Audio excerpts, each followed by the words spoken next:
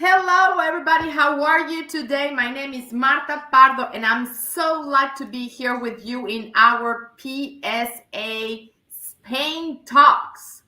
Today, we're going to talk about our huge convention coming up in Barcelona on the next 18th of November. Yes, Make an Impact Convention from PSA Spain. And you know what? Today, I have a huge person coming with us from India. Yes, she's one of our outstanding speakers. And I'm going to tell you something. She's not just coming directly from India, but she's also our teenager Indian speaker. Yes, she is very special. She's exceptional. She talks about generational diversity. She is the author of generational books, and she also is a columnist on staying a step ahead of Generation Next. I just want to see her, to talk to her, and I want her to share with you all the things she does. Please welcome very warmly the teenager Neerja Singh. Thank you, Martha. Thank you so very much. I'm absolutely thrilled. And like I was telling you, I'm the envy of my family and friends because I'm coming to Barcelona to speak at the conference. It really is a lifetime opportunity. I've been dreaming of doing this for many, many years, 10 years now. Martha, Wow. yes, I speak on generational diversity, which I believe is the most relevant. I will go so far as to say that it's a new kind of diversity, most relevant diversity today, because ever since generations, the theory of generations was floated in mid 19th, the past century. Things have What? really exploded around us because of technology. Every generation has acquired a personality, a culture, and a vocabulary. And there Yes. have been such impactful events in the world. For example, the Great Recession, the Depression, WTC, terrorism, wars, that pandemic. So every generation has had their sensitivity and sensibility shaped by the experiences. And we've never needed their intergenerational cooperation as much as we need today. So I talk about it, I write about it, I research on the subject, Martha. That's It's what I burn with. That's what I burn with. it's Yes. amazing. And tell me just one thing, because I just read your biography, and it's just Hmm. amazing. I mean, you have a background that it's I don't have even words to say. You have more than 37 years in media and education to help generations, right? Yes. So, Martha, what happens with each one of us, and it's something which would have happened with you, with our listeners, there comes a time in your life when all the dots line up and they come together. That's That's what's happened with me in the last 3 years, ever since I joined the PSA. It's not as though I was not working before. It's not as though I was not fulfilled before. But suddenly, my education background, my media background, my personal life, my experiences, the losses I suffered, it all came together. And woof, there it was. That I need to talk about this subject. This is the message. This is what I need to bring people to open up their eyes to, that this exists. This has to be addressed for greater impact. And particularly as a speaker, Martha, it's so very important that we understand what each generation is going through. We develop an empathy and exactly. speak to them in the language which lands on them the way we want it to land. We're not doing that as yet. And that became That became an all-consuming passion and interest.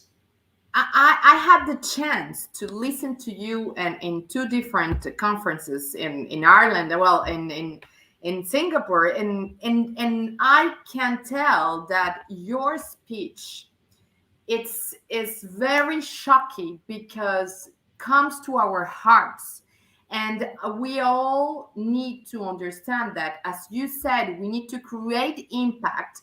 And actually your topic in our convention is going to be creating an impact with Yes, generational diversity, right? absolutely, absolutely. What does this conference means to you? Because I know you want to come to Barcelona, and I know you Spain will fulfill your all your heart. But what does this conference means to you, as you already have this chance to talk about this topic before? That's right. So there are two parts to this question. There are two parts to the answer. One is my personal fascination for the Spanish culture and the fact that I tried to learn the language and all of that. Yes, but secondly, Martha, look, the conference, just the theme, impact, and impact is so closely associated with generational diversity. Generational diversity is so directly connected with that. And as speakers, I know that we are not very age smart because maybe we are so preoccupied and we are so busy and so taken up with multiple things that awareness of staying a step ahead and anticipating what is happening with the next generation. We think we know, but I know that we don't know. I know that we don't know. I've seen that. I thought I knew, and I realized I didn't. So, that's where this conference is important to me. The theme is important, creating an impact, and the fact that what are you and I trying to do with our words? We're trying to create an impact. Of And course. that is where the generational aspect becomes very critical because as we go forward, 70% of the workforce is going to be made up of Gen Z.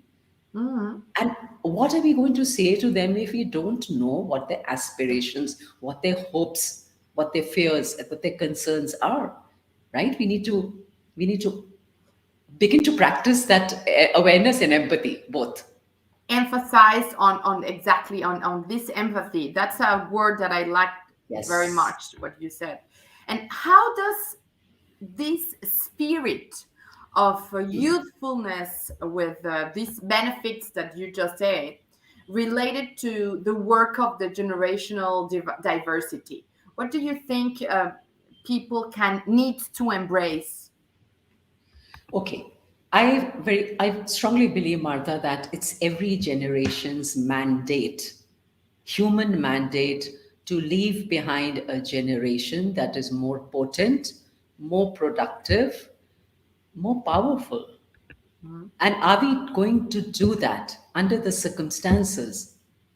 And I think that to be able to deliver and to be able to go from this world when our time comes, right? That is an eventuality. Will we go with the sense of satisfaction that we've left behind a generation that is better placed than us, that is happier than us? That's where I think this responsibility of extending them and understanding support, trying to understand what they're going through. I thought I knew it all, that I was a progressive person, but in some ways I failed, Martha. I failed terribly. So it's this is that's why I call myself a millennial in spirit, with the benefit of hindsight. I have suffered enough that I can now look back and say those were the lessons I learned. That's where I made a mistake. That's where I went wrong. So I can't emphasize it enough how critical it is today to be with the younger generation, because it really is going to be their world. It's our Of job course. to prepare them to lead. Prepare, that's our job, that's our mandate. Yeah. That's something important that you said, that prepare them to lead. It's Yes, it's it's, yes. it's great when you say that, because if we don't prepare them to lead, the world will be a chaos. So I really think we don't have a lot of people, in Europe talking about your subject. So I think this is going to be very impactful in Barcelona because we need people like you talking about what are the insights, what are the practical things that you can tell them, to interact Yes. with this generation. So I think the audience in Barcelona is just waiting for you. Thank you. Thank you. I look forward to that. That's another opportunity. That's another opportunity to do what I'm trying to do. That's fantastic. And thank you for And the opportunity. no problem. I think how can the audience that is going to be there and the people is watching us behind the screen, Yes. how can they adapt the message that is going to resonate, with the millennials and older generations? Because for me, for example, when I was working before as general manager of a hotel, I was all the time working with different generations, and it's not easy.